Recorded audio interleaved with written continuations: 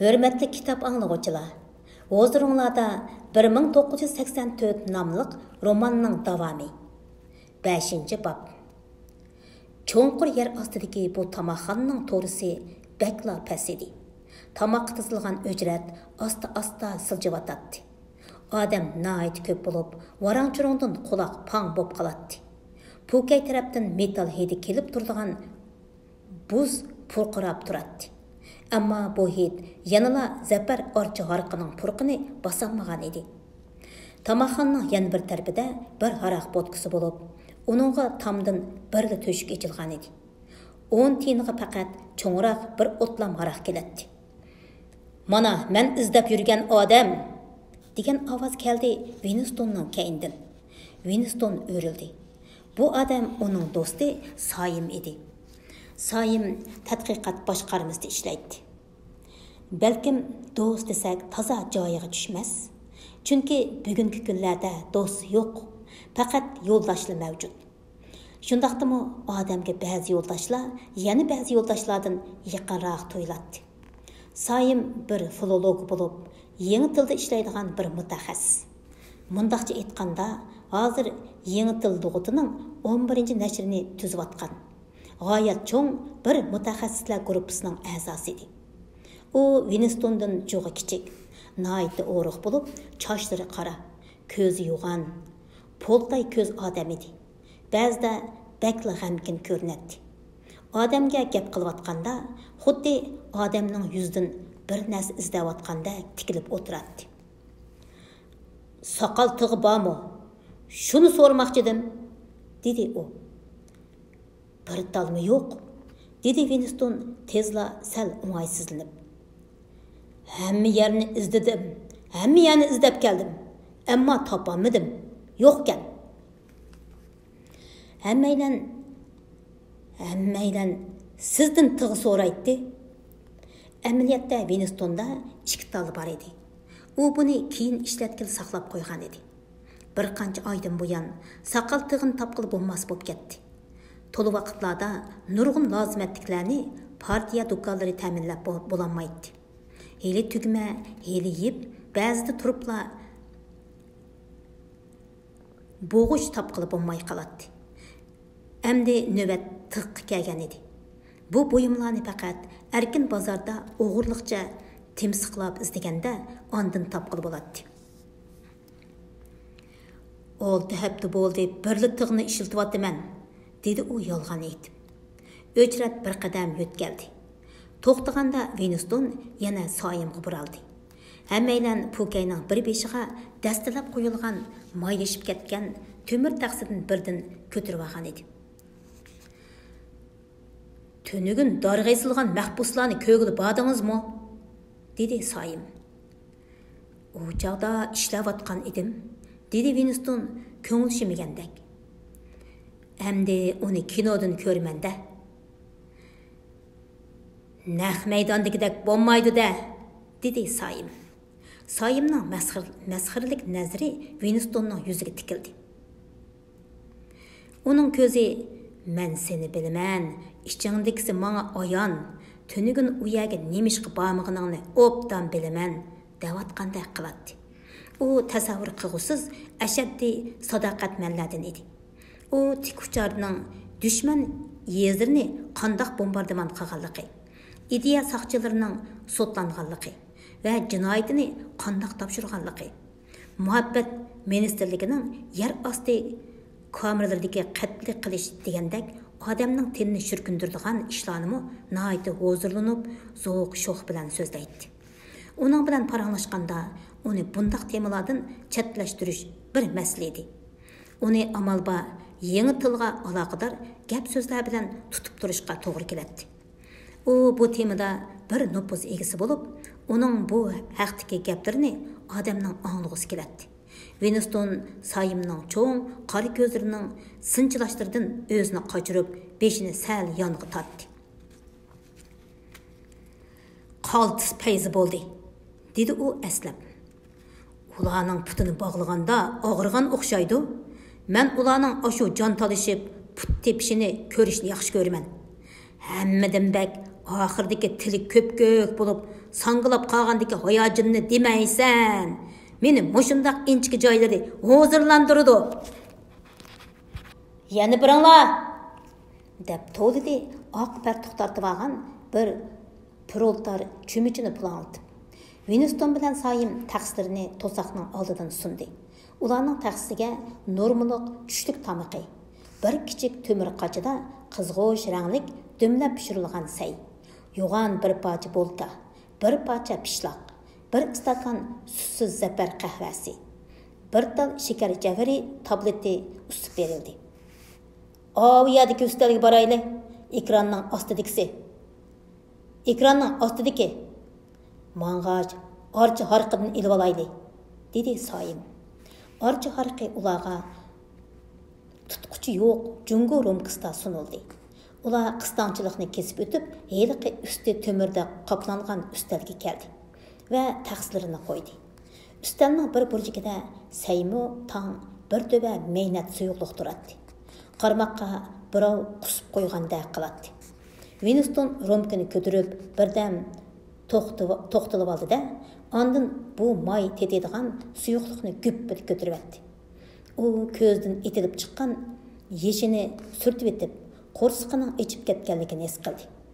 U damlangan sayni qo'shiqlab yeyishga boshladi. U dumlangan sayni qo'shiqlab yeyishga boshladi. Say yana doim qadek buzilib qolgan edi. Ichida rangi qizg'o'sh, bulutdek yumshoq, chosi bir nimalar bo'lib, go'shtdan tayyorlanganda qiladi. Taxsilarini bekorlab bo'g'icha hech kim un chiqmadi.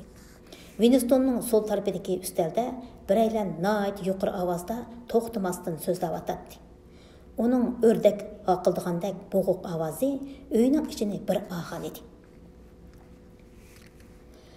"Lug'atning ishlari qandaqroq ketyotidi?"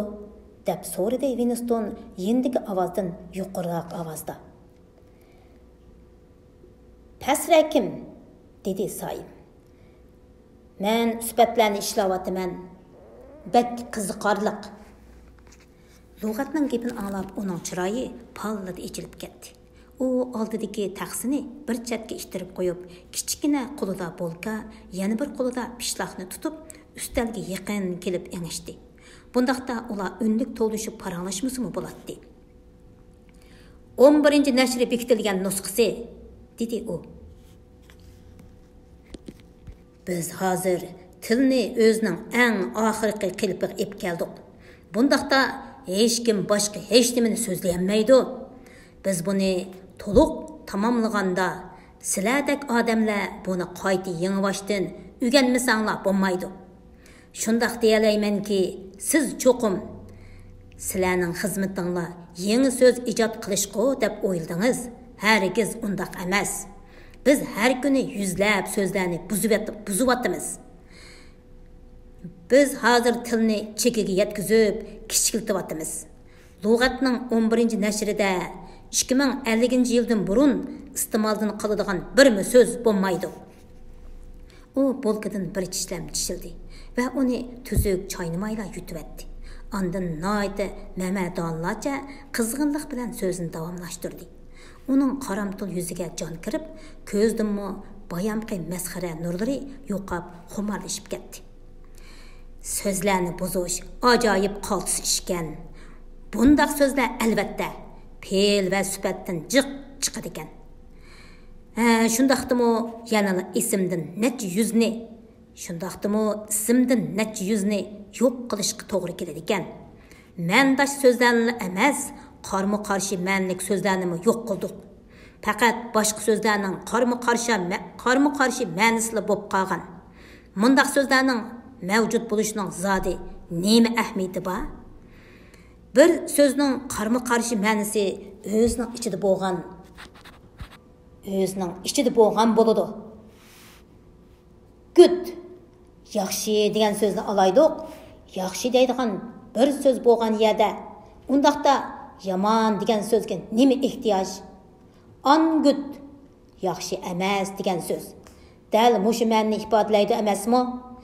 Hatto texmi dal ifodalaydi-ku. Chunki u yaxshining dal ta'tiri. Yomon degan so'z bo'lsa undaq emas. yana alaydık. Agar siz yaxshining texmo kuchaytirilgan ma'nosini ishlatmoqchi bo'lsangiz, agar siz yaxshining texmo kuchaytirilgan ma'nosini ishlatmoqchi bo'lsangiz, undaqda a'lo, qaltis degandek ma'nosi tutuq so'zlarni ishlatishning nima hojati? Plaskut, qo'sh yaxshi desangizlar bo'lmadimi? Yoki texmo kuchliroq ma'noda ishlatmoqchi bo'lsangiz, double plaskut, qo'sh yaxshi desangizmi bo'laveradi. O'xshash ma'noni ifodalaysiz. Albatta, bizmi bu so'zlarni hozir ishlatyapmiz, ammo yangi til lug'atining yangi nashrida bular ishlatilmaydi. Oxirida faqat 6 so'z bilan yaxshi, yomon degan ma'noni to'liq ifodalaymiz. Amaliyotda birli so'z bilan qaltis emasmikan Winston? Amaliyotda bu eng dastlabda Xo'ja akaning ideyasi edi, deb qo'shib qo'ydi Sayim birdam o'ylanishdan keyin. Xo'ja akaning ismini anglab, Winstonning chiroyidan bir xil parvosizlik ifodasi g'ilpalla o'tib ketdi. Sayim Winstonning chiroyidan toza qizg'inlikni ko'rmadi. Yangi tilning ahamiyatini haqiqiy his qilmayapsiz, Winston, dedi Sayim ko'ngli yerim holda. Siz hozir yiziqchilik qilsangizmi, yanala ko'n tilda fikr qilyapsiz. Times'dagi ba'zi yozmalaringizni o'qidim. Yomon emas, ammo tarjima tili bo'lib qolgan. Gerçi ishlatgan so'zlaringizning ma'nolari ham tutuq, ham bema'nilarcha ko'p bo'lsa-mu, qalbingizda siz yanala ko'ni tilga moyil. Siz so'zlarni vayron qilishning go'zalligini his qilolmayapsiz, bilamsiz? Faqat yangi tillar hozirgi dunyodagi so'zliklari yil sari ozayotgan birdan-bir til. Winstonning buni bilguchiligi bor, albatta. O kulimsiradi va bu kulimsirashning o'zining qo'shilganligining alomati bo'lishini umid qildi. Chunki u yana so'zlay debmi o'ziga ishonch qilolmadi. Sayim bolkadan yana bir tishlab, chaynag'ash so'zini davomlashtirdi. Yangi tilning butun maqsadining tafakkurni taraytish ekanligini bilmadingizmi? Oxirgi nishonda biz ideya jinoyatini til jihatdan yuz berolmaydigan holatga tushirib etmoqchi. Shunda qilalasak, bu jinoyatni sodir qiladigan so'z qolmaydi. Ifodalanmoqchi bo'lgan har qanday hukmni faqat birla so'z bilan ifodalaymiz. U so'zning ma'nosi aniq bekitilgan. Boshqa har qanday qo'shimcha ma'nolari yo'q qilib etilgan. Unutib ketilgan bo'ladi. Biz bu qitimqi 11-nashrda bu nishonga zo'r darajada yaqinlashdik. Ammo bu xizmat siz men o'lib ketgandan keyinmi davomlashadi. Yil sari so'zlar ozaydi. Shuningga ergishib, ongning doirasimi kichiklab mangadi. Albatta, hatto hozirmi ideya jinoyati sodir qilishning hech qanday bahonasi qolmadi. Bu faqatla o'zini ko'ndirish va reallikni kontrol qilish masalasi bo'lib qoldi. Ammo eng oxirida hatto bularga ehtiyoj qolmaydi. Yangi til butunlangan chog'da inqilob ondan tamomlangan bo'ladi. Yangi tilning o'zi insok. Shundaqla insokning o'zi yangi tildir. U to'limi sirliq bir rozimanlik tuyg'usida bu oxirgi so'zni qo'shib qo'ydi. 2050-yilga borganda biz ikkimizning shu tapdagi parangimizni tushunalaydigan bir odamning qolmaydiganligini o'ylab baxmadingizmi? Faqat deb boshladi Winston dargumanda. Ondan tuyuqsiz gapini to'xtatib oldi. Faqat proletarlardan boshqalar degan so'z tilining uchiga kelib qolgan edi. Ammo u bu so'zning ma'lum darajada sadoqatsizlikdan derak beradigan, bermaydiganligiga jazm qilolmay o'zini tutib oldi. Halbuki Sayim uning nima demoqchi bo'lganini allaqachon bilib bo'lgan edi. Proletarlar odam emas, dedi u parvosizlarcha. 2050 yılga bağanda meningce koni til toluq yo'qaydi. O'tmishga tava barliq yozma va vasiqalar g'oyib bo'ladi. Chaucer, Shakespeare, Milton, Byronlar faqat yangi tildala mavjud bo'ladi. Albatta, o'zgartirilgan holatida amaliyotda ular o'ziga tamoman qarshi shaxslarga aylantiriladi. Partiyaning yozma hujjatlarimi hatto shuarlarimi o'zgaradi. Hurlik qulluqdir degan shuar qandaqmi u chaqlarda mavjud bo'lib turadisin. Chunki hurlik hukmi allaqachon yo'q qilingan tursa, tafakkurning butun qurilmasi o'zgaradi.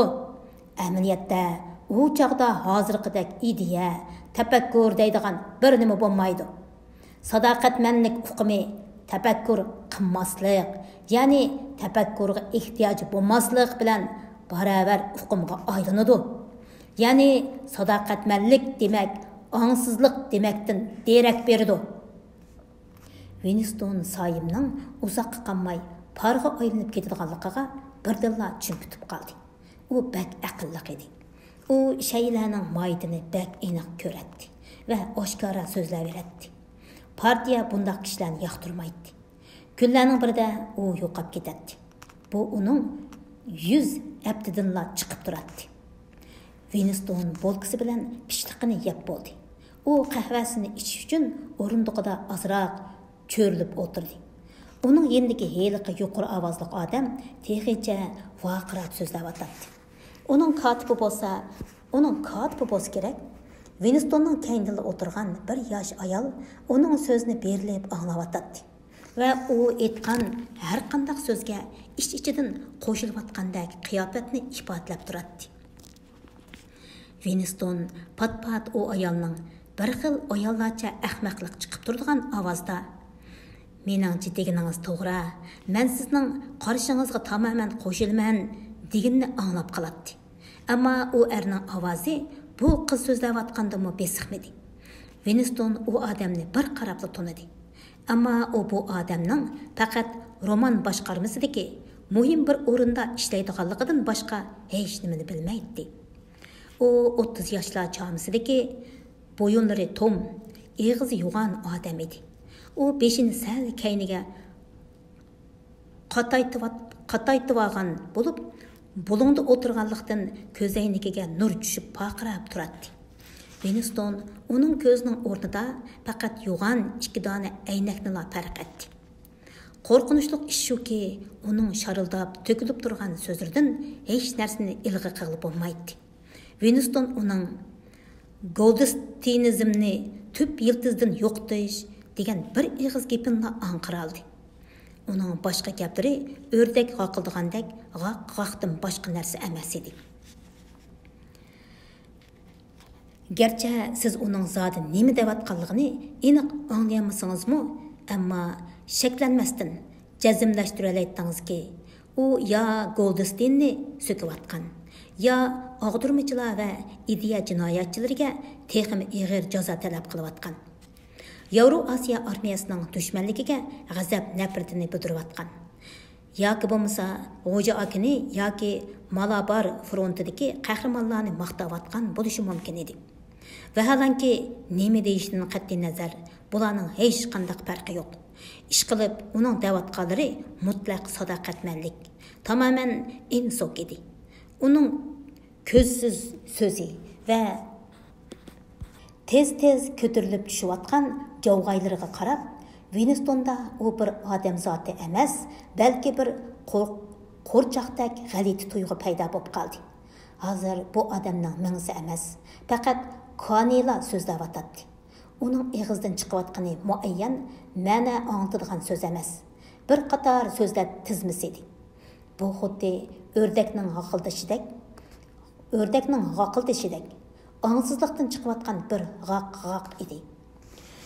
Sayim bir pas jimib qoldi va qo'lidagi qo'shiq bilan umashlashib ketgan sayni qo'chib bir nimalarning shaklini sizishga boshladi.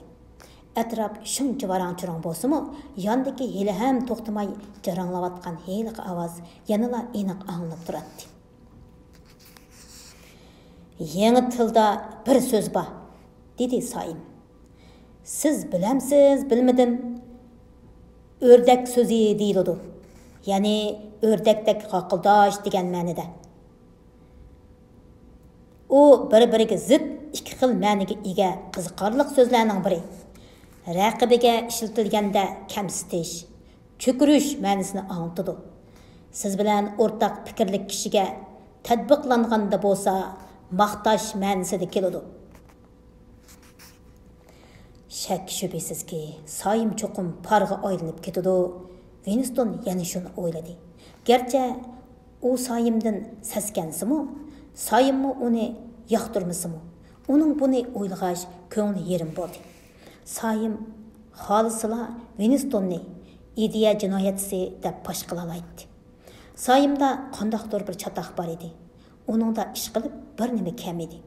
Uningda bir xil ehtiyot, beparvolik, puxtalik kam edi. Uni sadoqatman emas deyish mumkin emas. U insokning prinsiplariga qat'iy ishonadi. Hoca akaga cho'qinadi. G'albilardan cheksiz shodlikqa cho'midi. G'ayri ididikilardan nafratlanadi. U bularni samimiyligidan emas, muhimi davomliq yolqinjab turadigan o'tdek qizg'inlik bilan qiladi. Har vaqt yangi uchurlardan xabar tepib turadi. Odatdagi partiya a'zolari mundaq mukammallikni ado qilib bo'lolmaydi. Shundaq turug'liq nimishqidir uningda odamni to'liq ishonishdan to'sib qo'yadigan allaqanday alomatlar bor edi. U demaslikka tegishli gap so'zlarni daviratdi.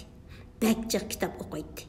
Doim rassom, muzikantlarning uvusi hisoblanadigan Koshton darixi qahvaxonasiga boradi. Bu qahvaxonaga bormaslik haqida biror yozma qonungu yo'q. Bu yerda hech qanday qonun yo'q. Ammo nimishqikin bu yer bir shum yer hisoblanadi. Partiyaning burunqi ishonchini yerda qo'ygan rahbarlari to'liq tozalanishdan ilgari mush yerga yig'iladi ekan. Necha 10 yillar ilgari Goldstein o'zi bu yerga kelganmishkan.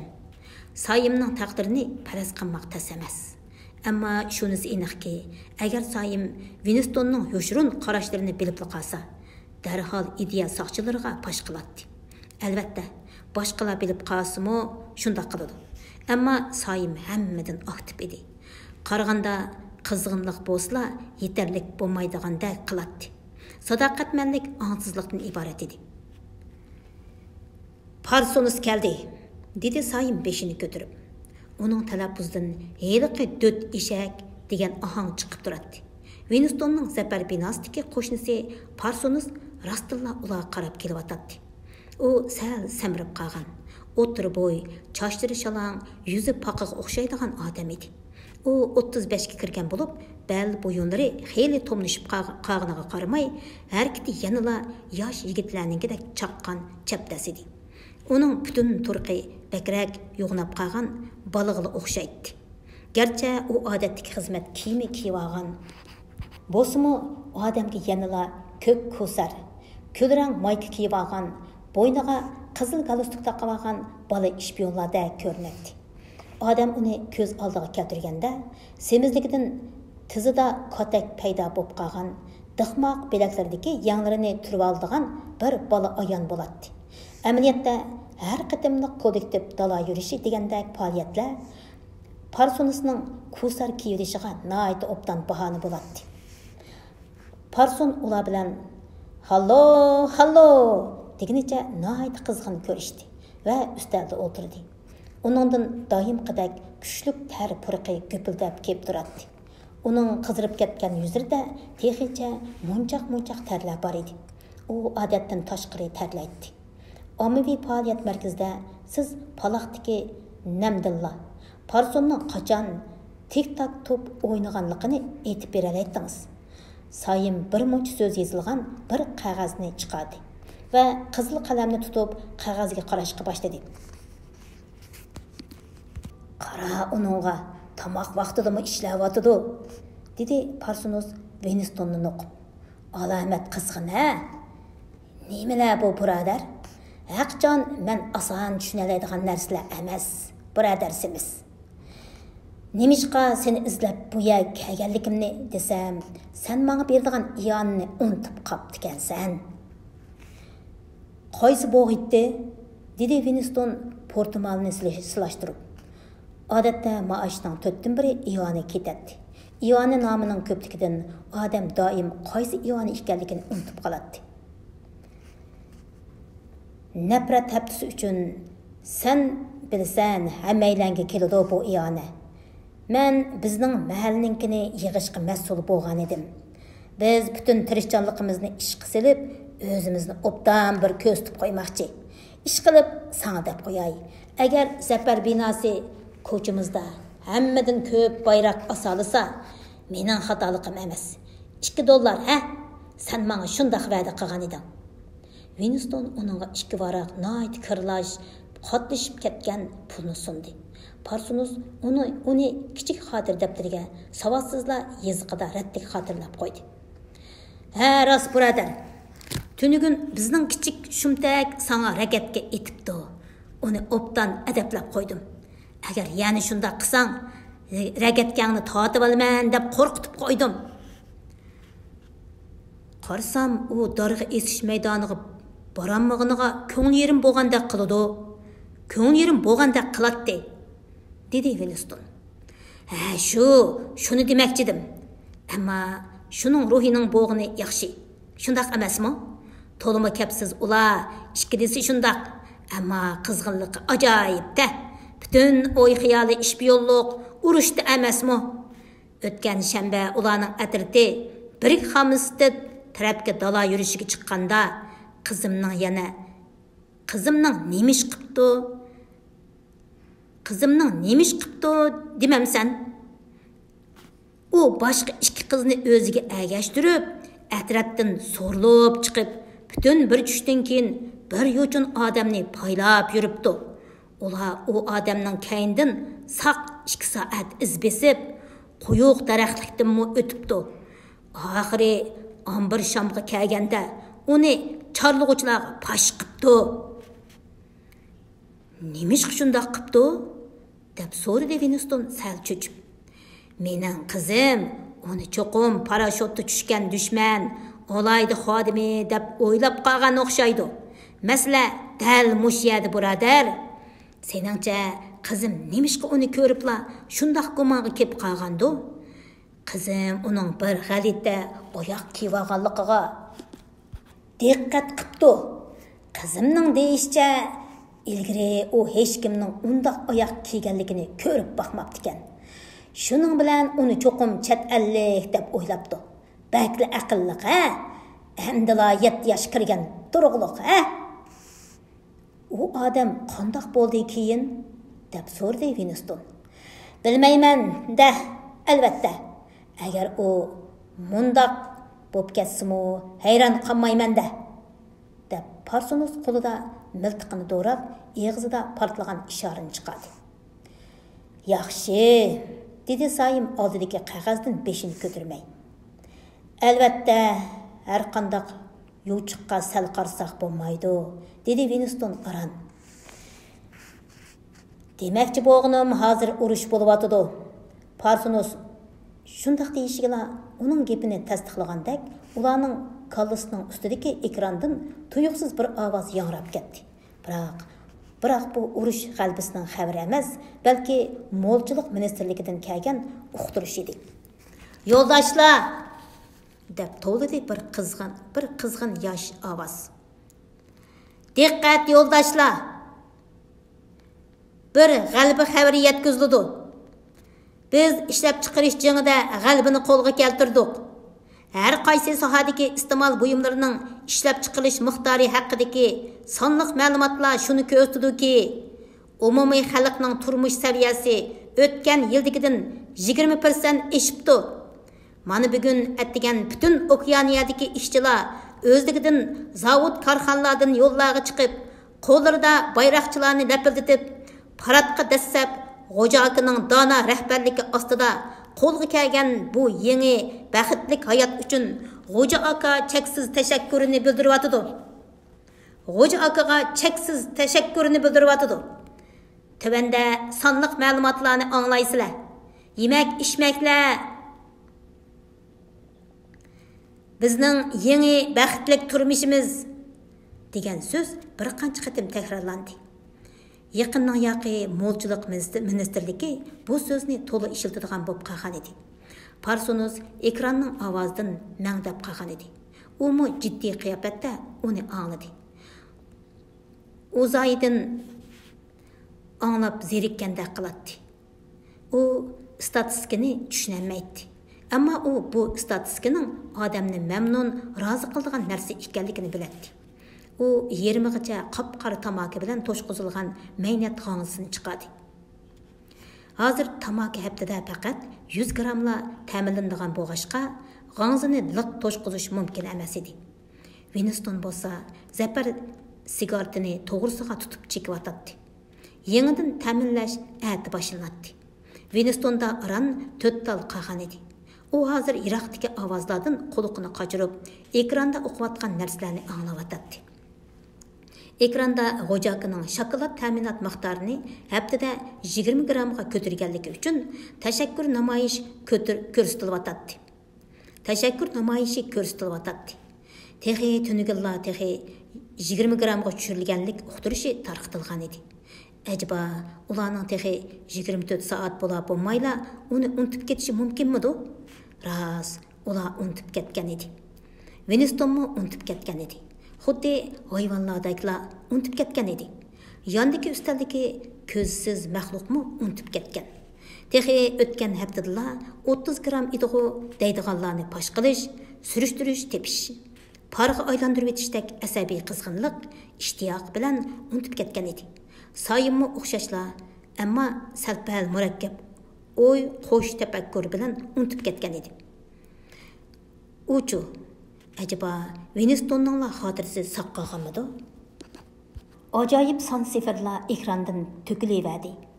O'tgan yilga solishtirganda bu yil kasallik, jinoyat, sarangliqdan boshqa har qanday narsa, yemak-ichmak, kiyim-kechak, turalg'u uy jihozlari, qoch qumush, yiqilg'u kema, tik uchar, kitob, hatto yangi tug'ilgan bovoq hammasi oshgan edi.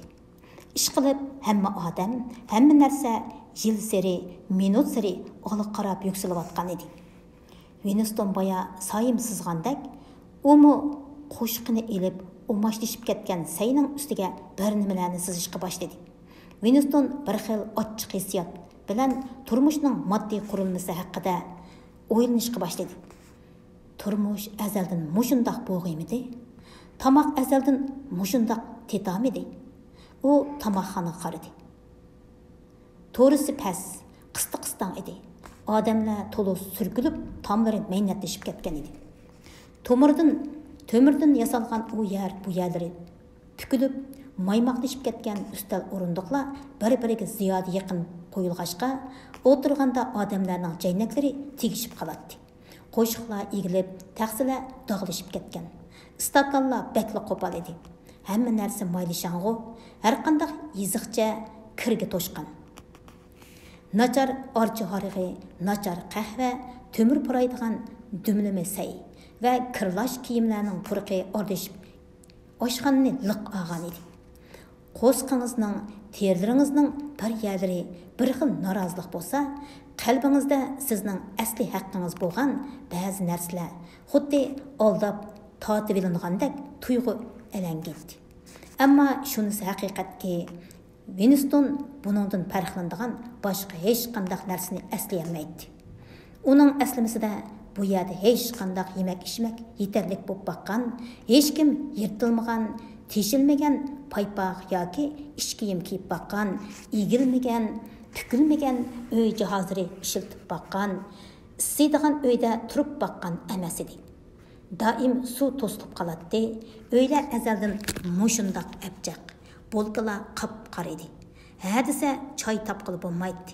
Qahva doim qansiq deydi. Tamoqqa doim kamchil edi. Sun'iy yasalgan orchi harqidan boshqa hech narsa arzon va yetarlik emas edi. Albatta, odam qiyrigan siri bu ishlar texmi ig'ilishib ketmamdi. Birov rohatsizlik, maynatchilik, ochliq tufaylidan yurak kesilib bo'lib qolsa, uzoq qish kunlarida qilin paypiqi bo'lmasa, binoning liftleri ishlamasa, issiq suv bo'lmasa, yetarlik tamaki bo'lmasa, sopun mushundaq doshqaldak yirik bo'lsa, odamda oz-to'la norozilikning bo'lib qilishi normal hodisa emasmi? Acaba bu ishlarning shundaq chidg'usiz ekanligini his qilish uchun cho'qim odamning ishlarning o'tmishda boshqacha ekanligi to'g'riliq silishtirma qilg'dak bir aslimasi bo'lishi kerakmi? U tamoqxonaga yana bir ko'z yugurdi. Hammaylan degudek ko'rimsiz edi. Ko'k ranglik partiya formasidan boshqa kiyim kiysimi yanala ko'rimsiz ko'rindigandeklar edi. Ko'rimsiz ko'rindigandeklar edi. Uyning yiroq bir tarafida yolg'iz o'tirgan, vijik, qo'ng'izga o'xshaydigan bir odam qahva ichib o'tadi. Uning ko'zi gumonliq nazarda uyoq bu yoqqa to'xtamay yuguraydi. Winston o'ylab qoldi. Agar atrofingizga qarab baqsangizlar, partiya bekitgan go'zal badan o'lchimidagi egiz bo'yliq, muskulliq yigitlar va badanlari to'lgan oltin chochliq, sho'x, g'amsiz qizlarning borliqiga, hatto nihoyat ko'plaganga o'ng'ayli ishinib qoladingiz. Amaliyotda birinchi havo rayonidagi kishilarning ko'pinchisi pakar, qoramtul, kasal chiroy kishilar edi. Bundaq qo'ng'izsimon kishilarning ministerlikda qandaqsiga bunchalar ko'payib qolganligi qiziq ish edi. Kichik chig'imlar pakar, dixmoqlashib qolgan, putri qisqa, ammo mengishlari chaqqan, yuzi ziyoda samirib ketgan, ammo ko'zi kichik kishilar to'la uchraydi. Odamlar partiya hukmronligi ostidilar. Mushundaq bo'lib qolgandek edi. Yana bir kanay ovozi bilan mo'lchilik ministerligining uqtirishi oxirlashdi va uning o'rniga bir jarang-jurung musiqa almashdi. Parsonus statistikalarning bombardimon qilishidan sal o'ziga kelib, g'ansini ig'izdan chiqardi. Mo'lchilik ministerligi bu yil haqiqatan qoltis ish qilibdi, dedi u peshinlanishib. Ha, rost, simiz birodar, senda biror tig' bormidi? Bir talmi yo'q, dedi Winston. Menmi bir tal tig'ni 6 hafta bo'ldi ishiltib kelyapman. Ha, bo'pti. Shundaqla so'rab baqay degan edim, birodar. Kechirgin, dedi Winston. Yan ustaldagi g'aqildigan ovoz uqtirishni o'qigan vaqtda birdam jimg'an edi.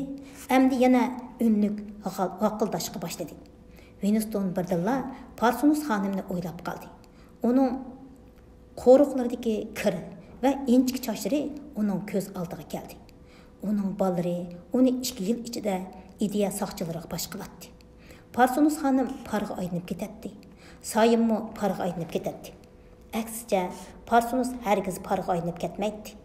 Vaqildavatgan avu ko'zsiz maxluqmi parga aylanib ketmaydi. Ministerlikning sirliq koridorlarida mengishib yuradigan avu qo'ng'izsimon odamlar hargiz parga aylanib ketmaydi. Heliqi roman boshqarmasidagi qora chochli qizmi parga aylanib ketmaydi.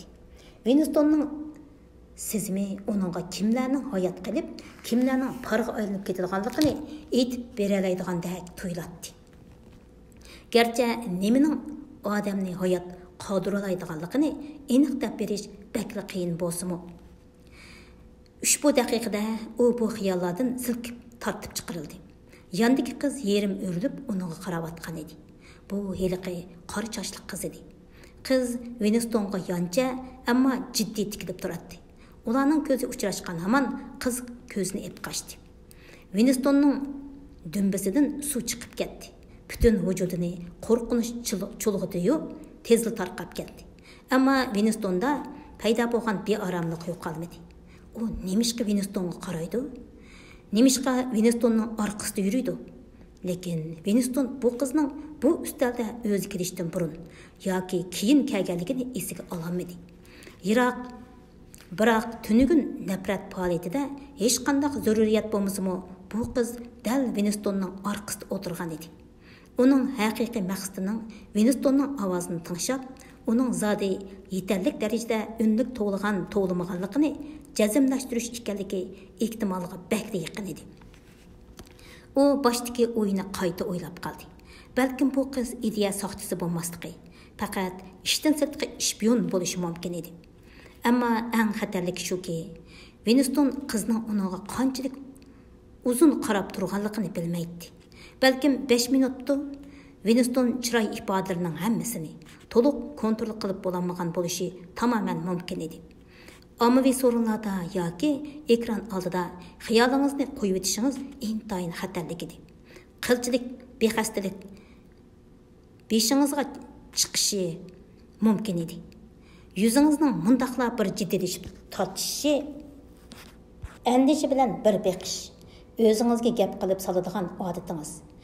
İş qilib, har qandaq benormal bilindigan ifoda ma'lum narsani yoshirayotganlikning alamati hisoblanadi. Yuzingizdagi har qandaq nomuvofiq ifoda, masalan, g'alaba e'lon qilinayotganda parvosiz o'tirishning o'zi jazoga loyiq qilmish edi. Yangi tilda buni yuz jinoyati deb ataydi. Qiz yana Winstonga kayin qilib o'tirdi. Balkim u Winstonning orqasiga tushmagan bo'lishi. U da 2 kun uning Winstonning orqasida o'tirishi faqatla bir tasodifiylik bo'lishi mumkin. Winstonning sigareti o'chib qoldi. U tamaki qoldiqini ehtiyot bilan ustalning bir burjugiga qo'yib qo'ydi. Buni xizmatdan tushganda yana davomlashtirib chekkil bo'ladi. Yandagi ustaldagi odamning ideya soxtisi bo'lishi ehtimolga bakli yaqin edi. Balkim u oldingi 3 kun shafqat ministrligining yer osti uylarida turgan bo'lishi mumkin edi. Shundaqdimi tamakini tashlab atkil bo'lmaydi. Sayim qog'ozlarni qatladi va uni yonchiqqa soldi. Parsonus yana so'zlashga boshladi. Sana bizning 2 shumtakning koni bozorda bir ayolning ko'ynikiga o't qo'yayotganligini deb bermidimmi, birodar? Dedi u g'ansini sho'rg'ash kulib turib. O ayol xo'jakining rasmi bor qog'ozga qo'l basa yo'gab mengibdi ekan. Shumtaklar ko'rib qapti. Shuning bilan kayniga tushib, bir qop sarangi bilan o't qo'yib o'tibdi. O ayol xeyli kuyib ketgandek. Bu shumlarniza, ammo qizg'inligi alomat, ha? Bu ularning ishpiyonlarga qatnashgandan keyin olgan mashqining natijasi. Hozirgi mashqlar men qatnashgan chog'dagidan ko'p ilg'or, qaltiskan. Yig'inda ularga nima tarqitib berganligini bilamsan? Yaqinda ularga nima tarqitib berganligini bilamsan? Yig'inining to'shkidan yerdimi tingshi olaydigan tingshig'uch. Mening qizim bir kuni uyga birini akaptikan. Mehmonxona uyining sirtidan sinab baxti. Odatdagidan 2 hassa unlik anglay oladi ekan. Albatta, u bir o'yinchoq, ammo bolalarda to'g'ri ideya, ruh yetishtirdi emasmi? Bu chaqda ekrandan quloqni yoradigan pushtak ovoz anglandi. U xizmatga qaytishning signali edi. Uchaylan darhol o'rnidan turib, liftga qarab qistilishdi. Winstonning boya ishib qolgan tamakisi to'kilib ketdi.